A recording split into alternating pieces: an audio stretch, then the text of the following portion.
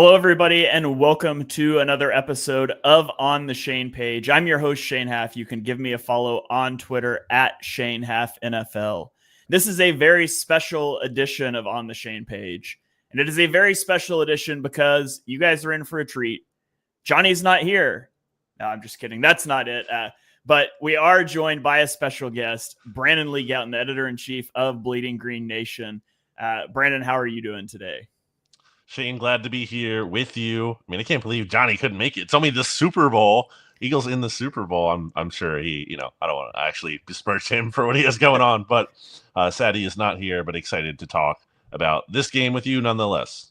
Yeah, the thing is, like, Jonny was all ready for this show until I added the last question to the Google Doc, which was make a score prediction. And he was like, nope, I'm out, not doing it. So no, Jonny was planning to be here. He had something come up last minute and was unable to join us. So it's just going to be BLG and I. And we're going to run through a Super Bowl preview, some different matchups that favor the Eagles, that favor the Chiefs, kind of some game planning sort of things, and have a little bit of fun with Super Bowl traditions along the way. So shout out to everybody that is watching here live on YouTube or Twitter or Twitch or Facebook.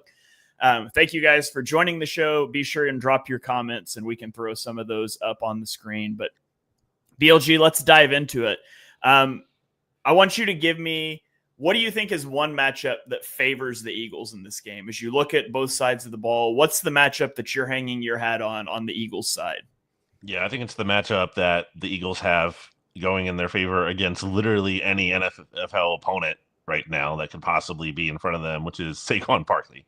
A guy who I famously came on the show as we did in the preseason, and thank God Jonny isn't here to, throw this in my face for my Saquon skepticism. Not that I thought he was going to be terrible, but just didn't think he was going to be anywhere close as this good. But yeah, I absolutely think if the Eagles win this game, it's going to need to be another huge Saquon game. That's their offensive identity. Obviously, in the championship game, they're able to pass more. And some of the times when teams have been able to take Saquon away, the passing game has opened up a bit.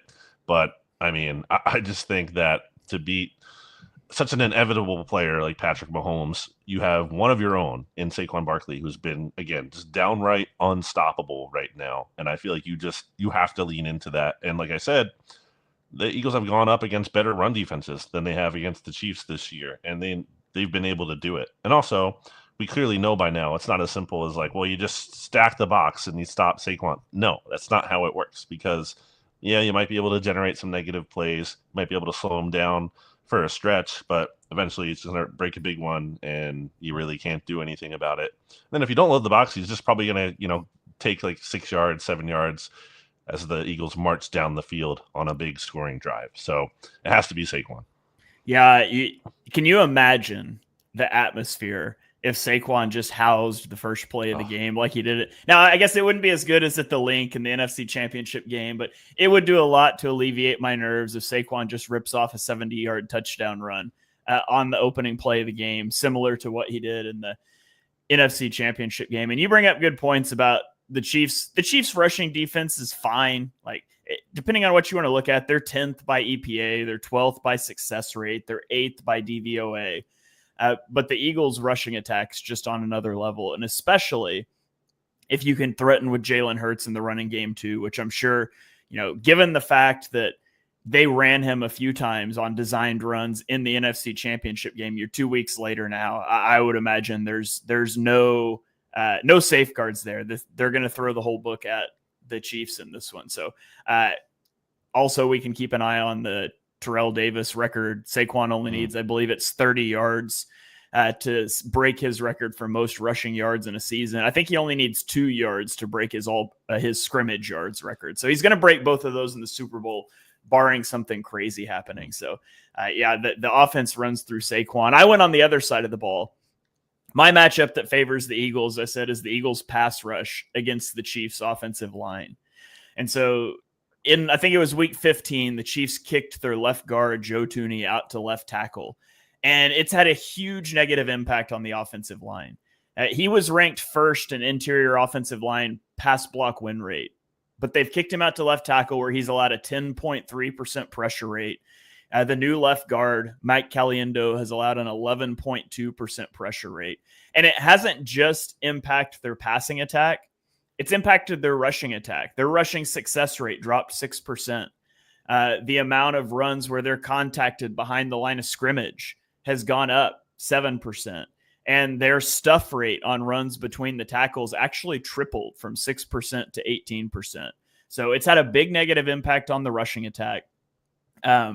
Overall, the interior offensive line as a unit has a 9% pressure rate since that shuffle, which is 4th worst in the league. And I don't know if you've heard of this guy, Jalen Carter, BLG, and Milton Williams, but they've combined for 21 pressures this postseason with 8 quick pressures, and that's before you even get to Nolan Smith, who you get his speed against Jawan Taylor at right tackle, and everybody knows about the Jawan Taylor getting an early start and the procedural penalties, and a lot of that is because he can be threatened with speed rushes. He has a hard time getting where he needs to be, and so I think that plays out well in the Eagles' favor in terms of how Nolan Smith rushes. And he's been on a heater, 13 pressures in 3 playoff games, which leads the league. He leads the Eagles in pressures since week 15. So on the defensive side of the ball, I mean, Mahomes is going to get his. But I do think that the Eagles' defense can shut down this Chiefs rushing attack. And it just takes a few of those wins to really put the Chiefs in a bad position offensively. If the Chiefs are running the ball, that's like a favor to the Eagles. Like the Eagles will sign up for that. Please, Chiefs, run the ball all day long. I mean, that's just a gift anytime they literally hand the ball off instead of throw it. So, yeah, but I like those call outs. I think Jalen Carter is going to be huge for this Eagles defensive performance in terms of like if there's one player who could potentially have who like could stop Mahomes, like, it could kind of, or, you know, neutralize him, relatively speaking. It's Jalen Carter. Like I think that's the answer to Patrick Mahomes, even though there aren't a lot of great answers to Patrick Mahomes. And then I like the Nolan Smith call out too. I mean, a guy Jonny has doubted, so I will take that moment here to rub that in his face because he's right about many things, but had doubts about Nolan Smith and 10.5 sacks in the last 15 games, 4 in the playoffs here.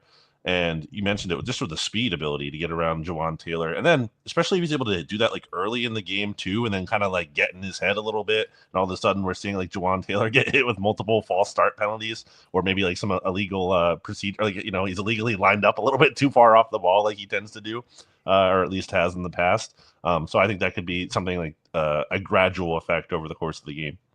Yeah, if I was the Eagles, I might invent a new defensive line technique, like line Nolan Smith up at like a wide 10, like just put him at slot cornerback and send him flying off the edge upfield as far as he wants to go on the first play of the game against Jawan Taylor and just put that in his head.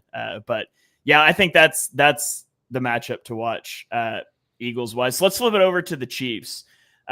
Obviously there's some matchups. There's a lot of matchups I think that favor the Eagles. What's a matchup that you think favors the Chiefs in this game?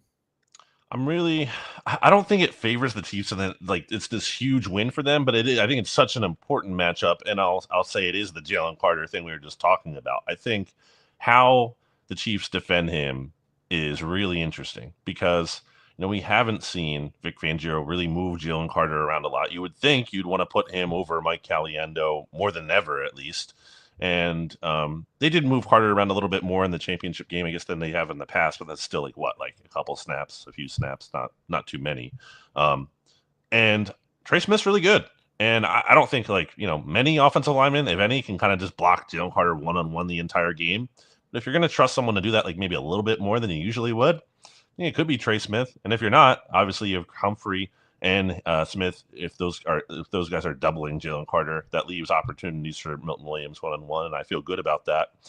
But if it's not the case, and again, if you're able to single block Jalen Carter and then you're able to double Milton Williams, then I think you're in a tough spot there. So I think Trey Smith's really good, and I'm not expecting him to erase Jalen Carter, but I do think he stands more of a chance than a lot of players do, at least of keeping him in check. Yeah. See, this has been a big debate that I've kind of thought through how I would want to handle that. And I do think, I would give him a few snaps over there, but I do kind of like him rushing against Trey Smith because I think it forces the conundrum of, are you going to help on Jalen Carter?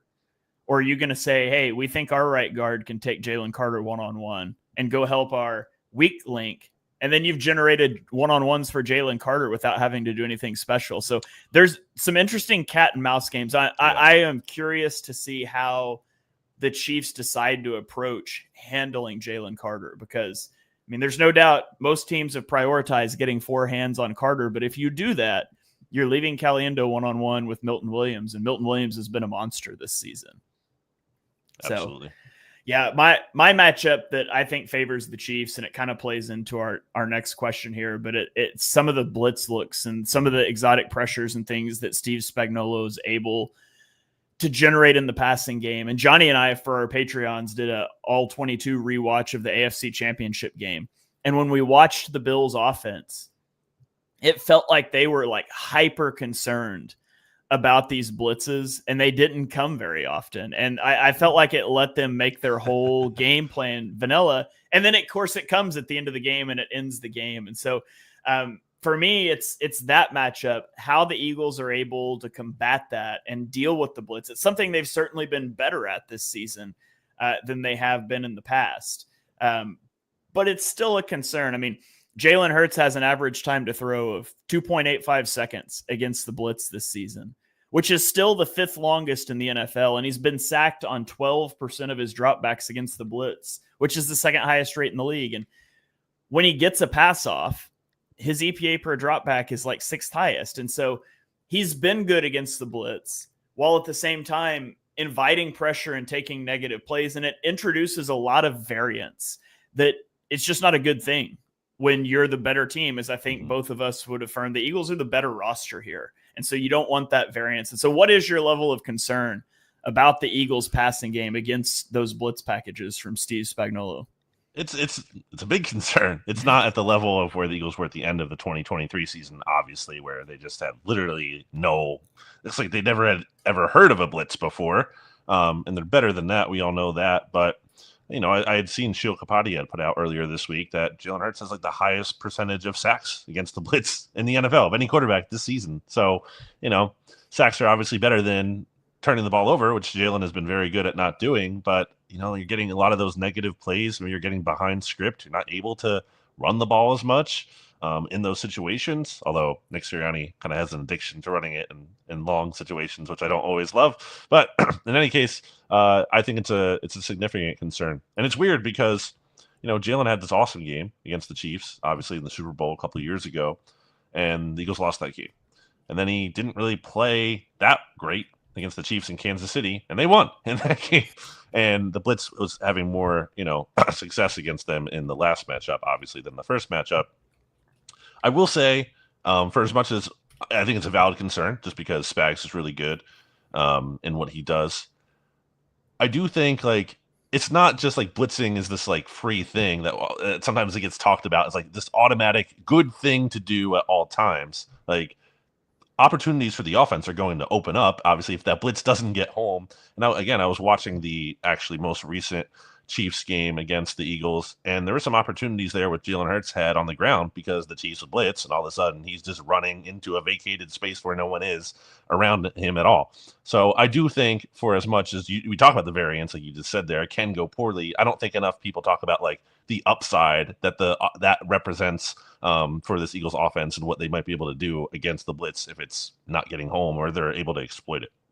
Yeah, I mean, even if you go back to the infamous blitz that ends the game, the 4th and 5 in the AFC Championship game. Yeah. You know, you have Khalil Shakir wide open in the flat, and you were never going to get to him without that being your start. But the sort of pressures that they run, by definition, mean that you're going to play unsound defense. And so if you can find the correct outlet, which is tough to do the way that he likes to rotate things, you can definitely generate some big plays off of that. And it becomes a pick your poison thing. Like, if you're going to bring that kind of pressure, you either have to leave things wide open underneath, or you have to leave A.J. Brown on an island. And I've got no problem if the Eagles want to take a one-step drop and just chuck a go ball to A.J. Brown when they get those sort of looks, because I think he's going to bring down one of those, and then it makes the defense think a little bit. Now the defense is reacting to you. So I'm really interested to see how they attack that. I definitely want to see a deep shot or two early.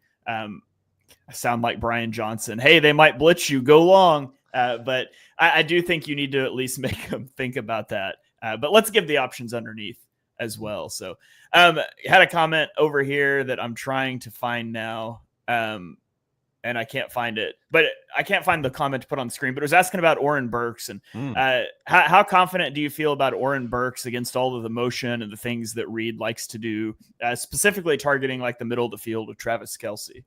Yeah, I think that's valid as well. And if that's like, I was talking about my biggest matchup in favor of the Chiefs in terms of like magnitude and what I think is important. But if I look at just like, where the actual biggest weakness is maybe on the Eagles, it could be Oren Burks, who, fair to say, I would think that he's played like pretty well relative to what you would expect from a backup linebacker, your third linebacker. I mean, the Eagles have had way worse starting linebackers than Oren Burks has been as a backup linebacker. And for his flaws, he's been able to obviously do some really good things. Obviously, the special teams play, the Packers game, and then NFC Championship game, punching it out, having a sack against Jaden Daniels too. But there are opportunities, I think, for the Chiefs to get after him. That's what they did last year. He came in the game, and all of a sudden, the Chiefs were able to target him 9 times. He allowed 9 receptions for 67 yards and a touchdown in that game. Missed tackles have been a big issue for him in the last 3 playoff games here, which he didn't even, play the full of that amount because Nakobe Dean was starting in the Packers game. He has 7 missed tackles in those. That's been an issue for him. One of those he actually tackled, I think it was Zach Bond, right, in that Packers game. And the Packers had like a big gain on that. So I do worry about that. I do think that's a spot the Chiefs will certainly be looking to go after. Does it count as a missed tackle if you miss tackling the ball carrier but tackle a defensive player? Does that count as a missed tackle? How do you chart that? I think it does, but I mean, it's a fair question. Yeah. All right. Well, I'm going to throw a couple of game theory questions at you, I guess, here, and then we'll get into some more matchups. But some football genie appears and says, "Okay, BLG, I'm going to let you fast forward to 2 minutes left in the Super Bowl. We hit the 2-minute warning, and here's your options. The Eagles can either have the ball down 6 with 2 minutes left, or the Chiefs can have the ball down 6 with 2 minutes left. Which would you pick? Would you rather be on offense trying to go score the game-winning touchdown or on defense trying to protect the lead?" I think it's a great premise of a question because you're like, what you're really getting at is like, wouldn't you trust the defense more? Because the Eagles' defense has clearly been the best defense in the NFL, and they're really good. And they've, for as much as they've made it a little bit uncomfortable in some of these ending game spots, I mean, they mostly come through in them. Commanders game, Falcons game being some exceptions there. But a lot of the other ones, they came up big, just like they did against the Rams, like they did against the Jags, and so on and so forth.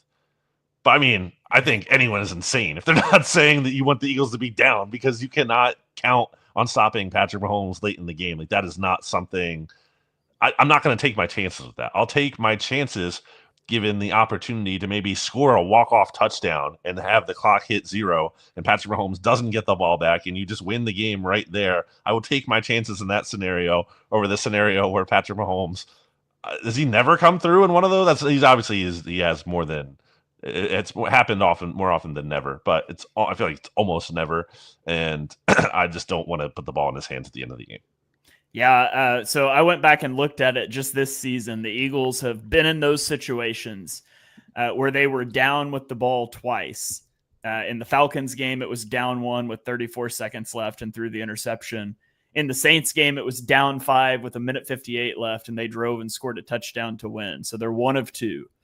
And then playing with the lead, they've been in that situation 7 times, and they've won 5 of those. But of the 5 that they won, they got a turnover on downs in the red zone against the Rams. They got to the red zone. The Panthers got to the 32-yard line. The Jags threw an interception in the end zone. The Packers, it was up 5 with 22 seconds left, but they gave up the 33-yard pass to get into Hail Mary range. And so it's been close for comfort, for sure. I think I saw it was Trey Wingo put out a stat that in the playoffs, when you are down by a touchdown or less with a minute to play, Mahomes is 7 of 7 in game-winning or tying drives in the final minute of playoff games. Tom Brady is 6 of 11, Drew Brees 3 of 6, Patrick Mahomes 7 of 7. So I'm with you. I would rather have the ball trying to go score a touchdown, which is an interesting proposition considering Hurts has only attempted 20 passes this season while trailing by more than a field goal in the fourth quarter. But I would rather be in those uncharted waters than the very charted waters of Mahomes' game-winning drives. And even though I would say, we haven't seen extensive evidence of Jalen carrying the team with his arm. Certainly this year, that's been an issue. Like, is anyone really worried like the moment is too big for Jalen Hurts? Like that's not a concern. Like the mental makeup is there. Obviously, it's more just about the passing offense and being able to operate in that situation. But again, I will take my chances with that more than I will take my chances with 7 of 7 Mahomes. Although I guess you could argue he's due to regress at some point or get unlucky at some stage. But I'm not going to hold my breath on that. Yeah, I saw something also on Mike there. I think they've won 17 consecutive one-score games, and using the win probabilities in those, I think I saw it was like a 0.02% chance they would have won all 17 of those. So it's like, I mean, eventually, right? Eventually the coin has to come up heads, but it just hasn't yet. Anthony here with a good comment in the YouTube just wants to take the third option. Let's just take the ball and the lead and ice the game with Saquon. And I'm certainly on board with that. But here's a bonus question for you that I didn't send you because I just thought of it. Let's say Eagles down 7. It's 24-31. The Eagles drive down and score a touchdown with 4 seconds left. Are you kicking the field goal to go into overtime, or are you going for 2 in the win? You can't do that. I mean, you can't possibly. First of all, you don't want to extend the game and give Mahomes another chance. I know the new overtime rules. You get both teams get to possess the ball, right? Yeah. As long as the first team doesn't score a touchdown. Okay. Or but wasn't it automatic? I thought it was no matter what now. Oh, did they change that? I know they changed it to if the first team kicks a field goal, the other team gets a possession. Did they change it for the playoffs where both teams get one no matter what? I think it might be no matter what. In any case, okay. Don't go to overtime. Don't find that out. Just you have to play to win in regulation. And also, like Jake Elliott's not an automatic, thing at this point, even with extra points. So yeah, I mean that has to be my whole thing with, and to a bigger point here, like it's one of my biggest sticking points with Nick Sirianni for a long time is how he handled the 4th and 3 in the last Super Bowl, where the Chiefs had just gone on 2 long scoring drives, and you were putting more faith in your punter who's coming off IR and your quarterback, or your defense who was playing terribly, instead of your quarterback who was playing awesome. Even just disregarding the analytics for a second, which would say go for it. You don't beat Patrick Mahomes by kicking field goals and punting the ball. That's not how you do it. You have to go for broke. You have to go all out. I will die on the hill that in that game that the Chiefs played against the Bills where Mahomes scored in 13 seconds or whatever it was, 12 seconds a few years ago, I was of the mind, and I said this before that comeback happened, like Sean McDermott should have went for 2 there to go up 4 because the Chiefs can get a field goal in 13 seconds or whatever. That is really not that impossible. They're probably not going to get a touchdown in that time. Like you have to do everything you possibly can to win the game. You have to be super aggressive. Yeah, you are right. I forgot the rules different for playoffs. Both teams get a possession regardless of the outcome of the first possession for playoffs only. So, but I'm with you. Like in that scenario, I'm going for 2 in the win. Now, if it's like a 10-10 game that's a defensive struggle, I'd probably take that one to overtime. But in the game I expect, I definitely am going for that one in regulation. So, okay, let's get back to some game planning stuff here. So Kellen Moore calls you up on the phone. It's like, hey, BLG, I've been putting together my staff for the Saints job that I'm about to take, and I haven't really had time to game plan for the Super Bowl. So can you give me some bullet points? What do you think I should do to beat the Chiefs? How do you game plan against this defense? I really think it's, leaning into what got them here. And that's not to say you want the passing game to be as ineffective as it was, but I really think it's just run the ball a lot. And where I don't like them being so turnover averse, and you kind of alluded to this earlier, the deep shots have to be in there somewhere. You saw it in the NFC Championship game. Now, obviously, I don't know if 4th and 5 is the most optimal spot to always do that, but those have to be built in. Those are game-changing kind of plays. And also, Jalen Hurts is really good at making those throws. A.J. Brown is really good at making those catches. And God forbid you have an interception there. You can live with an arm punt. That's not the end of the world. Like that's not the turnover they need to be like, we can't turn the ball over in that situation. Like that's not the turnover you have to like absolutely can't live with. They have to take more shots. They don't have to do it all game long. They don't have to be like Brian Johnson, like you said, and bomb it downfield all day. But that has to be an element of their offense. I know that's not really for the Chiefs, and that works for them. But with the Eagles, they just have the talent. It's too good for them to not mix that in there. And as you guys have talked about all season long, like marrying the passing game and the running game, like you would think that would actually go hand in hand. So I still think it's a lot of Saquon, especially in a game where there's no more games after this. You're not saving him. Like run him 50 times for all I care. Obviously, that's not really practical, but run him as much as you possibly can until the Chiefs prove they can stop it. And it seems like it would be nice to kind of do some of the things they were doing in the championship game in terms of like these easy throws, getting Hurts in a rhythm, getting him used to getting the ball out fast. Because like you said with the blitz, like they've had success against it. Hurts has obviously, been better at it than he was last year. But just like intellectually, if you have this long time to throw on average, you're giving that blitz and the pressure time to, and Chris Jones time to get home. And I would like to eliminate some of that. Yeah, all I want to say is the Eagles average 55 points per game when Dallas Goedert gets 2 rushing attempts. So, they got to commit to the run to stay ahead of the sticks. In my opinion, you don't get into those situations where you're not going to win a lot of 3rd and longs here. And that's fine.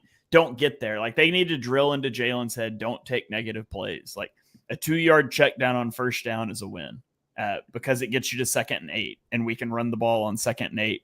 We don't have to pass and get into these must pass looks. And then they need those answers to the blitz. You're not going to pick them up all the time. So they need to have those quick outlets. Take your shots to AJ Brown one-on-one, especially. This is something I like. The Bills were going into like 4-by-1 and isolating Keon Coleman on the backside. And Keon Coleman is not AJ Brown, but it puts the Chiefs in a difficult situation of, are we going to leave Trent McDuffie on an island with a slot cornerback that's playing outside a lot now and doing pretty good at it, but are we going to leave him on an island with a really big receiver that excels downfield? Or are we going to give safety help? And now we've got massive numbers advantages on that 4 receiver side. So I would like to see him do that a lot.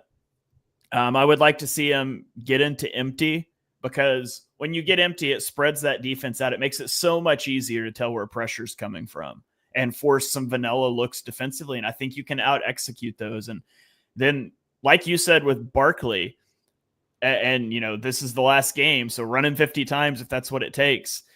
Same thing with Jalen Hurts. Use the quarterback in the running game, getting downhill, not read options to the edge. That's not going to work. But QB counter bash. I call it follow the leader, but the play where they have Saquon go through the whole lead blocking for Jalen Hurts, like those are a lot of the staple things I would be trying to do against the Chiefs. Just like it's all predicated on don't allow these negative plays that the Chiefs are going to try to generate. So flipping over to the other side of the ball, Vic Fangio, I don't think he's going to go get a defensive or a head coaching job somewhere. I think he's pretty happy where he's at, but he too, Brandon, just hears that you're just a defensive guru and he wants to float some ideas by you and see what you've got written down. So what would be your advice to Vic Fangio? What's your defensive game plan for beating this Chiefs offense? I love Reed Blankenship, but don't have Reed Blankenship cover Travis Kelce one-on-one. I think would be a good start. And I don't think they will do that. I think that's kind of been like an overrated talking point to me coming out of the championship game. How are they possibly going to cover Travis Kelce when, Reed Blankenship couldn't do that against Zach Ertz? I mean, like, Reed Blankenship's not had this horrendous year or anything. He's allowing like a 72.5 passer rating when targeted in coverage this season. And he also made a bunch of game-sealing interceptions. I think his stock is a little too low right now, coming off of, a tough game for him. But I expect him to be better. I expect the Eagles to not use him in that same kind of situation in this game. And last season, when the Eagles had worse personnel and worse coaching, they limited Travis Kelce. I think he had something like 7 for 44 in that game in Kansas City. So, Travis Kelce's still really good. And then he hits a different gear in the playoffs still. And so much of what he does, I feel like I don't even know if you really can do anything. It's like you're not scheming up against it because so much of it is like freelancing that he has this amazing connection with telepathically with Mahomes that like they're just going to make backyard plays out there, and you kind of just have to figure out how to survive that and just make a play in coverage, take advantage of a tip ball. They punched the ball out as they're very good against doing this year, last year when they played the Chiefs. So not that, but I think it's all about Jalen Carter. I think Jalen Carter has the ability to wreck a game. Like we saw that against the Saints in the stadium, in the Superdome earlier this year, and playing the Saints is much different than the Chiefs, although that Saints offense was very red hot at the time and certainly a lot better than what we've seen, the Chiefs offense be in terms of the statistics and stuff in that given moment. But Derek Carr is slightly different than Patrick Mahomes. But like just looking at the box score of that game, looking back at that, Jalen Carter has like 4 tackles, 0 sacks, 2 TFLs, pretty good, 2 pass deflections. That's a really good game. 1 quarterback hit. Like that's not the most impressive stat line you would ever see. But obviously, like when you watch that game, both live and on the replay, he was destroying their entire offense. They couldn't get anything going offensively. And, they also had backup offensive linemen in the game, injuries. So that was, you're not going to have the same situation against the Chiefs here. But I really, truly believe, like I said earlier, there's no good answer for stopping Patrick Mahomes because he's just inevitable. He's really good. He's unstoppable. He's not like particularly weak against any certain thing. I mean, relatively to others, not as good, but not like a true weakness. I think Jalen Carter could be the weakness. I think you have to like base your game plan around him trying to be able to wreck the game and disrupt Mahomes and force him into negative plays, force a turnover or two. I think it has to start and end with Jalen Carter. Yeah.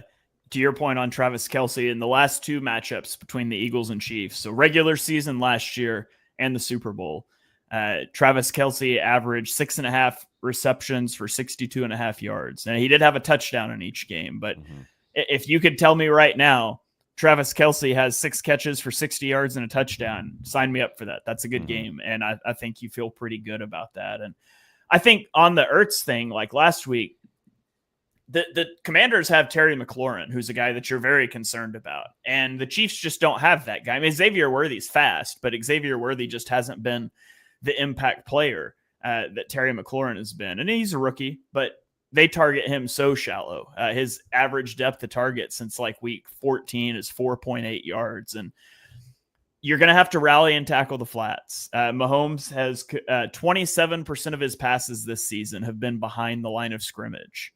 And the Eagles have been really good defending that. They've allowed only a 29.9% success rate on passes behind the line of scrimmage, but the Chiefs are going to test that. They're going to test it with speed. They're going to stretch you out.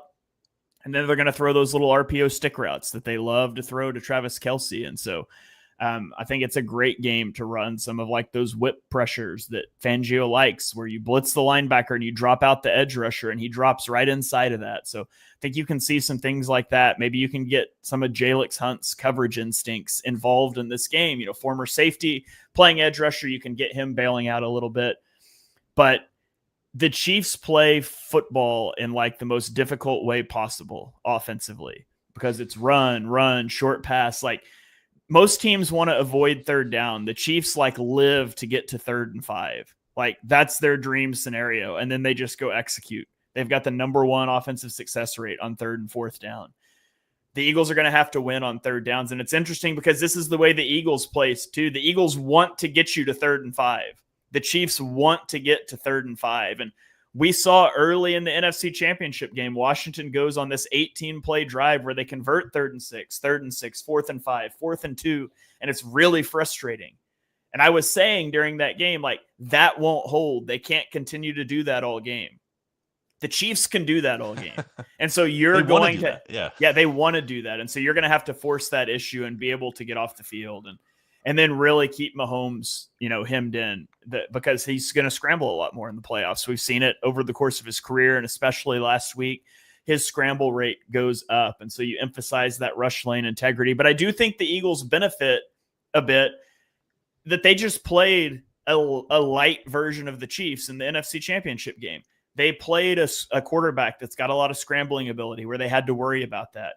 They had a speed receiver, a tight end that's a top target. Like, a lot of the things, a really RPO heavy attack, like a lot of the things the Commanders do, the Chiefs do too. They just do it better. And so the Eagles get the benefit of coming off of this scout team that they played in the NFC Championship game.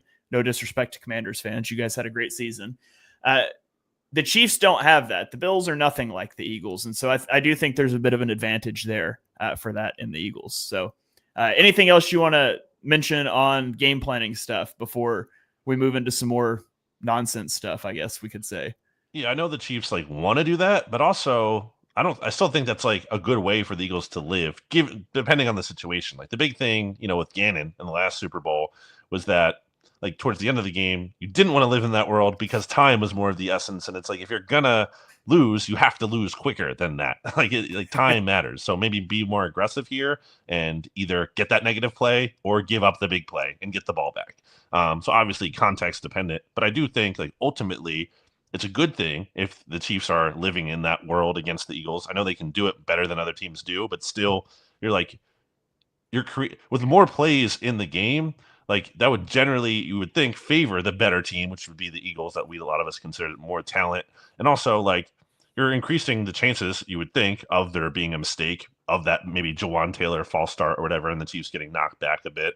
Some crucial drops. That was a huge element of the Eagles winning when they won in Kansas City last year. And something, I think they still kind of struggle with.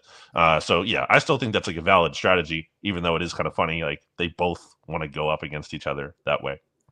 Yeah, the Chiefs can't survive being behind the sticks. They just can't. If you get that sack, you get that false start or that holding penalty, that really handicaps this offense.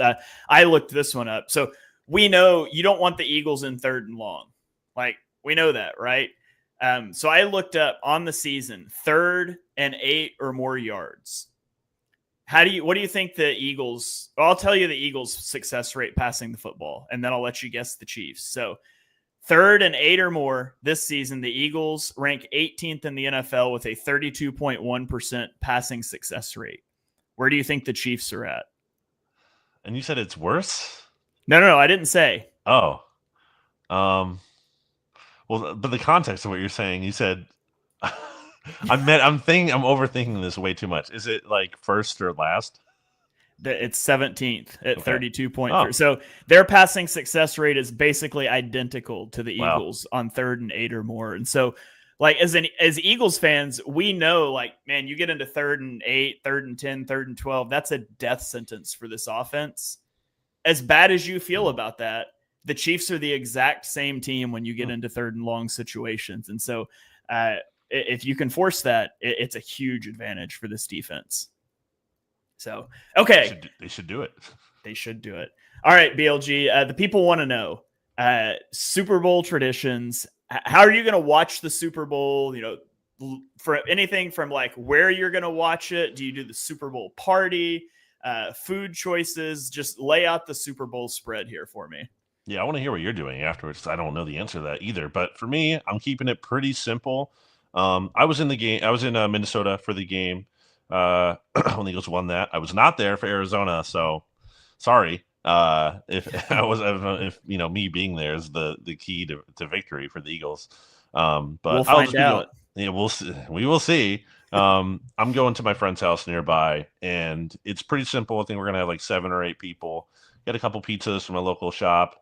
Watching the game in the living room. It's a very it's a diehards only kind of thing. No casual energy, not mean about it, just everyone actually truly cares. I mean, they might not be able to talk about the level like you and Jonny, but everyone knows who the players are. We're not asking we understand you got to go for it on 4th down. It's a very, it's not casual. So I'm looking forward to that. And then if they win, I'll be going out to Broad Street to take pictures and videos, post those on my social media channels, I guess, and also bleedinggreenNation.com.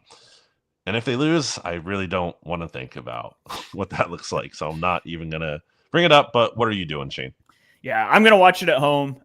There, of course, being in Oklahoma, there's not exactly Eagles watch parties and things around. Not that I would probably go to them if there were, because I kind of watch games in the most stressful way possible because I have the game on the TV. I also have it on my phone on a 10-second delay so I can record clips to tweet out as the game goes along, while also trying to take notes for post-game show. if I wasn't doing post-game shows like immediately after games, it would make it a lot more chill experience. But so I'm going to watch it at home. My mother-in-law and father-in-law live in town with us. They're going to come over and watch the game. And then there's one family from our church that's going to come watch it with us because they've kind of gotten into football. And they've got a son that's around my son's age that they're real good buddies. So he'll enjoy watching with his buddy. And I'm good friends with the dad, but he's not real chatty. So I won't have to worry about like engaging in conversation that's not during commercial breaks. So that's the thing for me this time around. We're gonna we'll do the post game show right after. The last time when the Eagles won the Super Bowl, I was actually a youth pastor at the time, and we had already scheduled like a Super Bowl watch party at the church, like months in advance. And then the Eagles made it, and I was like, "Can I call in sick? Like, I do not want to watch this game with a whole bunch of people." Yeah. But they won that one, so I was like, I got to have a few people, but. And then like the ideal food is wings, right? But you got to eat those before kickoff because otherwise your hands are messy and it just doesn't work. So I'm going to smoke a pulled pork shoulder for some nachos. My mother-in-law is going to make some sausage balls. Those are the best. Sounds awesome. Hopefully we're going to enjoy a Eagles Super Bowl win.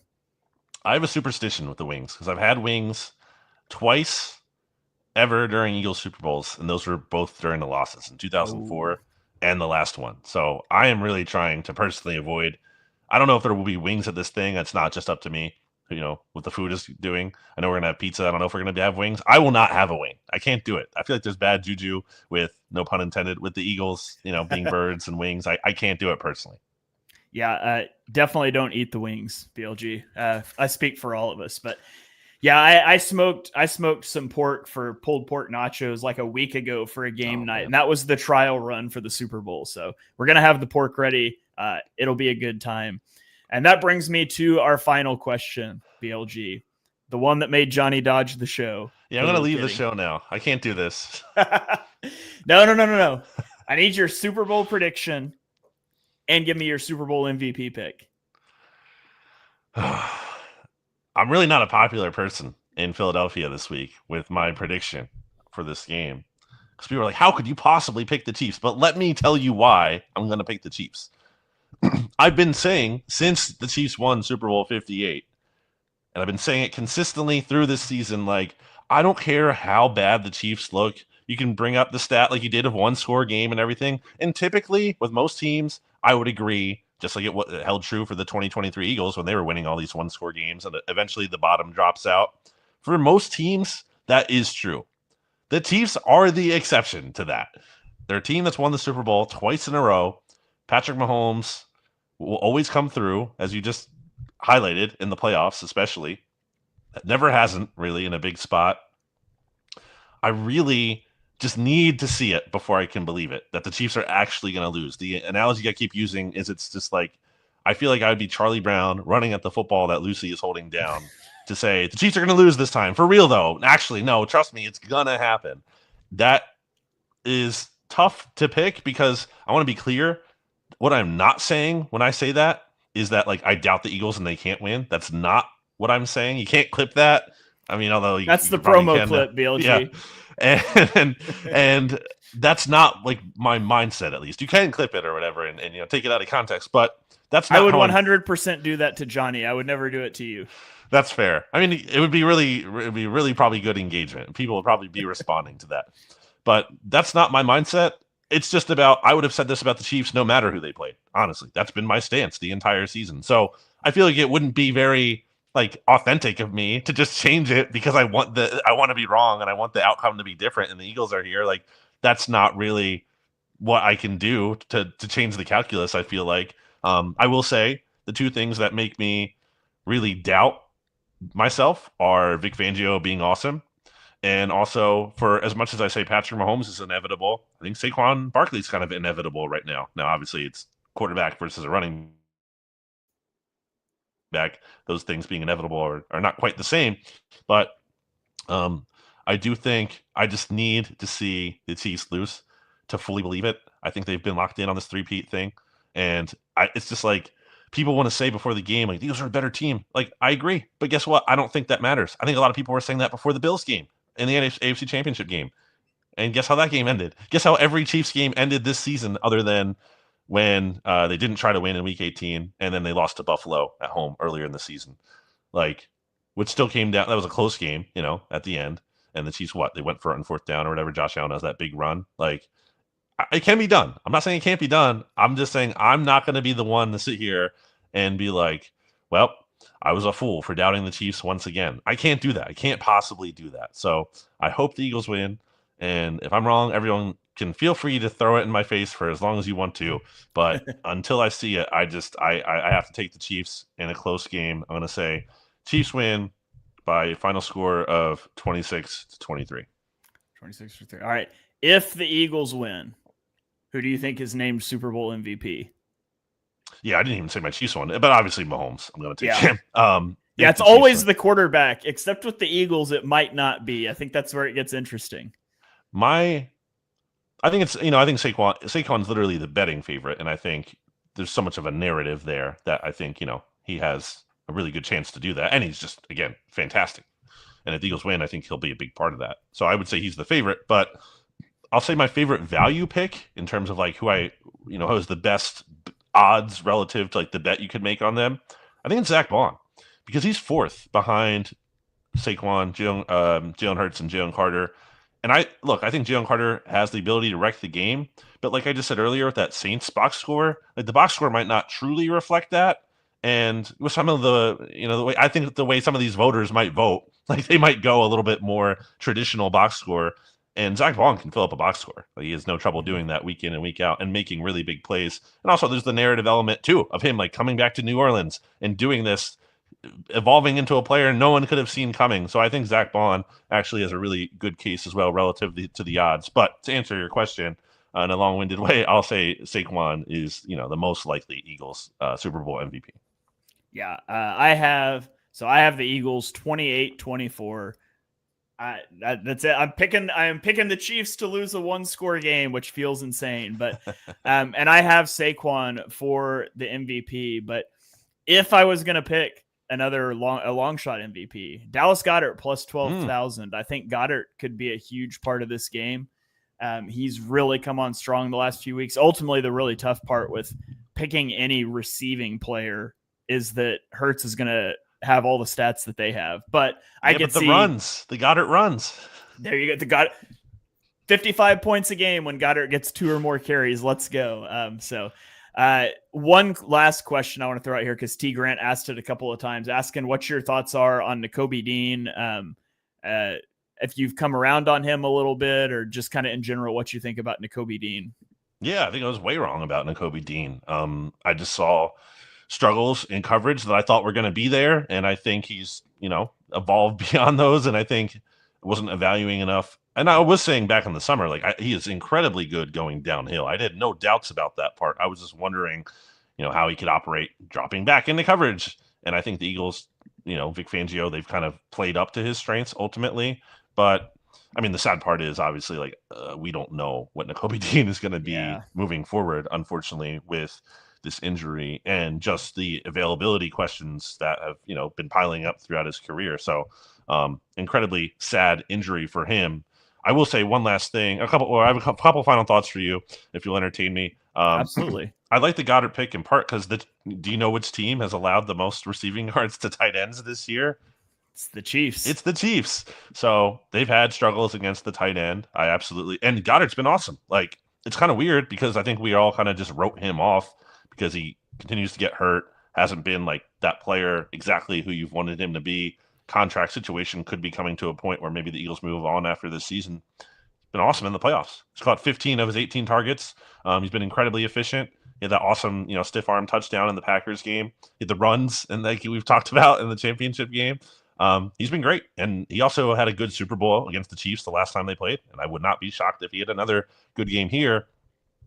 My final point on this game is that, for as much as it kind of maybe wouldn't make sense for someone to be picking the Chiefs to say, I think there's an under-discussed possibility the Eagles could kind of blow out this team. And I think that's honestly, this makes sense. Blow out the other team. That's obviously the best path to victory.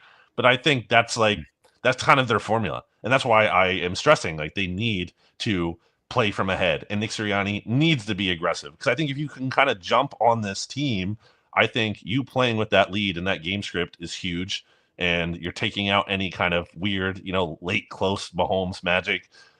Very much easier said than done, because that just does not happen against Mahomes. He rarely gets blown out, although we did see it in the Super Bowl before.